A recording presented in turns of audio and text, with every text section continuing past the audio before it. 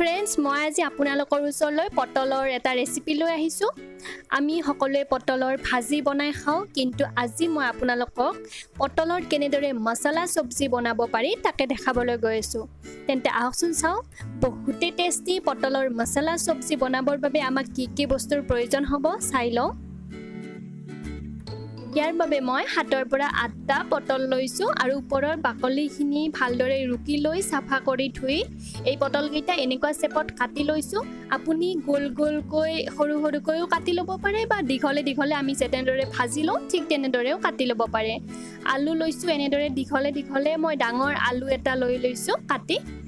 দুটা মিডিয়াম আকাৰৰ পিয়াজ মিহিকৈ কাটি লৈছো ইয়াৰে পিছতে এটা ডাঙৰ বিলাহী সৰুকৈ কাটি লৈছো ইয়াৰে পিছত মই 4টা কেঁচা জলকীয়া লৈছো জলকীয়াটো আপুনি নিজৰ হিচাপত ল'ব অকণমান জিৰা বটি লৈছো গোটা জিৰাটো ভালদৰে 2 চামুচ আদা নহৰুৰ পেষ্ট বনাই লৈছো আৰু আধা চামুচ গৰম মছলা গোটা গৰম মছলাটো ডালচিনি ভালদৰে পিচি লৈছো ইয়াতে মই কাজু 15টাৰ পৰা 16টাৰ ভিতৰত ভালদৰে পেষ্ট বনাই লৈছো আৰু 7ৰ পৰা 8 চামুচ সৰু চামুচেৰে তেল লৈ লৈছো হালধি গুৰি লৈছো সৰু চামুচেৰে 1 চামুচ আৰু নিমখটো আপুনি সোৱাদ অনুসৰি ল'ব প্ৰথমতে মই কেৰাহীটো গেছৰ ওপৰত দি অকণমান গৰম হ'ব দিছো আৰু গৰম হোৱাৰ পিছতে গুটেখিনি তেল একেলগতে দি লৈছো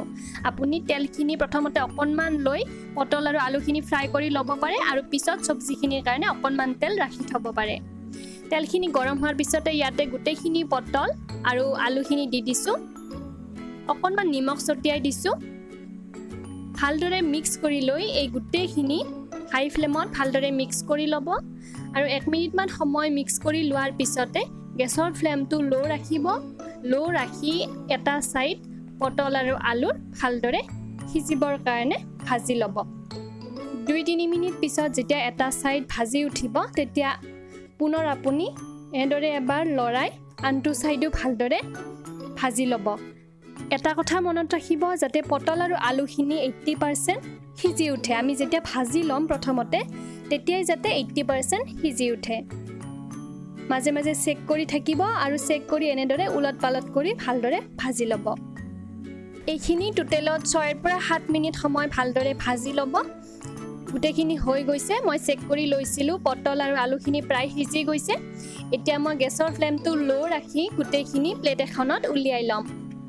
সাৱধানে গুটে পটল আৰু আলুখিনি উলিয়াই ল'ব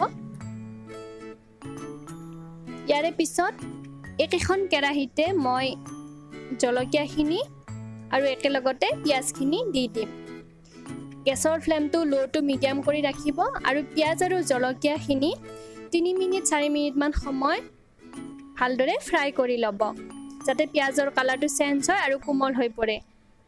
দেখিব পাইছে পিয়াজৰ কালাৰটো চেঞ্জ হৈ গৈছে আৰু ধুনীয়াকৈ কোমল হৈ পৰিছে এতিয়া ইয়াতে কাটি ৰখা বিলাহীখিনি দি দিছো গুটেখিনি বিলাহী দিয়াৰ পিছতে একেলগতে নিমখ দি দিম যিখিনি নিমখ বাকি ৰৈ গৈছিলে গুটেখিনি একেলগতে দি ল'ব যাতে বিলাহীখিনি সোনকালে সিজি উঠে কোমল হৈ পৰে তাৰ বাবে বিলাহী দিয়াৰ পিছতে নিমখটো দি দিব মিক্স কৰি ল'ব আৰু বিলাহীখিনি সিজি উঠিবৰ কাৰণে 2 পৰা 3 মিনিট সময় লো টু মিডিয়াম ফ্লেমত ৰাখি দিব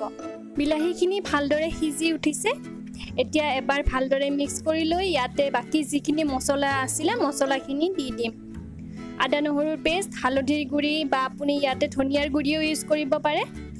গোটা জিৰাটো পিচি লোৱাখিনি দি দিছো আৰু গৰম মছলাখিনি একেলগতে দি লৈছো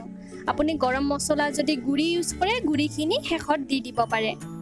ভালদৰে মিক্স কৰি ল'ব 1 মিনিট মান সময় মিডিয়াম ফ্লেমতে গুটেখিনি আৰু এইখিনি ভালদৰে মিক্স হোৱাৰ পিছতে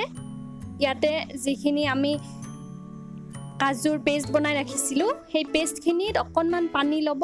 আধা কাপ মান পানী লৈ ভালদৰে মিক্স কৰি সেই মিশ্ৰণখিনি দি দিব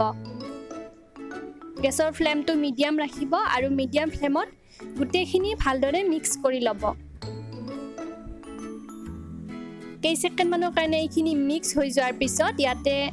মই পুনৰ 1.5 কাপ মানে টোটেলত মই ইয়াতে সৰু কাপেৰে 2 কাপ পানী দি দিছো পানীখিনি দিয়াৰ পিছতে এবাৰ ভালদৰে লৰাই এইখিনি হাই ফ্লেমত 1 মিনিট মান সময়ৰ কাৰণে উতলি উঠিবৰ কাৰণে ৰাখি দিম যেতিয়া অকণমান এনেকুৱা ধৰণে উতলি উঠিব তেতিয়া আগতে ফ্ৰাই কৰি ৰখা পটল আৰু আলুখিনি দি দিব গোটেইখিনি ইয়াৰে পিছত এই গোটেইখিনি ভালদৰে মিক্স কৰি ল'ব আৰু গেছৰ ফ্লেমটো লো কৰি ভালদৰে ঢাকনিখন দি 10 পৰা 12 মিনিট সময় ৰাখি দিব 10 পৰা 12 মিনিট সময়ৰ মাজতে আপুনি দুবাৰ চেক কৰি ল'ব কাৰণ যদি আপোনাৰ পানীখিনি কমি গৈছে মছলাখিনি কেৰাহীৰ তলিত লাগি যোৱাৰ সম্ভাৱনা থাকে মই মাজতে এবাৰ চেক কৰি লৈছিলো এসা 12 মিনিট মান পিছত আলুখিনি মই দেখুৱাই দিছো ধুনীয়াকৈ সিজি গৈছে আৰু পটলখিনিও ধুনীয়াকৈ সিজি গৈছে যদি আপোনাৰ সবজিখন ভালদৰে সিজি উঠা নাই কেতিয়াবা অকণমান টাইম লাগে আৰু কেতিয়াবা অকণমান সোনকালে হৈ যায় তেতিয়াহ'লে আকৌ 1-2 মিনিট সময় ৰাখি দিব যেতিয়া এইখিনি থুপথুপীয়া হৈ পৰিব আৰু আপুনি দেখিব যে ওপৰত অকণমান এক্সট্ৰাকৈ তেলটো বিৰিঙি উঠিছে তেতিয়া বুজিব যে সবজিখন হৈ গৈছে এতিয়া মই গেছটো অফ কৰি দিম যদি আপোনাৰ তাত ধনিয়া থাকে ধনিয়া দিব পাৰে বা কেঁচা নৰসিংহৰ পাত মিহি মিহিকৈ কুটি ওপৰত দি দিব পাৰে পটলৰ এই সবজিখন ঠাণ্ডা হোৱাৰ পিছতে বেছিকৈ গাঢ় হৈ পৰে দেখিবলৈ ধুনীয়া হয় আৰু বহুতে টেষ্টি হয় এই সবজিখন পটলৰ আপুনি এবাৰ ট্ৰাই কৰি চাবচোন কাজুৰ খলনি আপুনি কাজু দিয়া টাইমতে আধা কাপ মান দৈও এড কৰিব পাৰে যদি আপুনি কাজু নিদি দৈ এড কৰে তেতিয়াও বহুতে টেষ্টি হয় ভিডিওটো চাই যদি ভাল পালে তেতিয়াহ'লে লাইক আৰু শ্বেয়াৰ নিশ্চয় কৰিব আৰু যদি মোৰ চেনেলটো কেতিয়ালৈকে সাবস্ক্ৰাইব কৰা নাছিল সাবস্ক্ৰাইব কৰিব এতিয়ালৈকে আহিছো ধন্যবাদ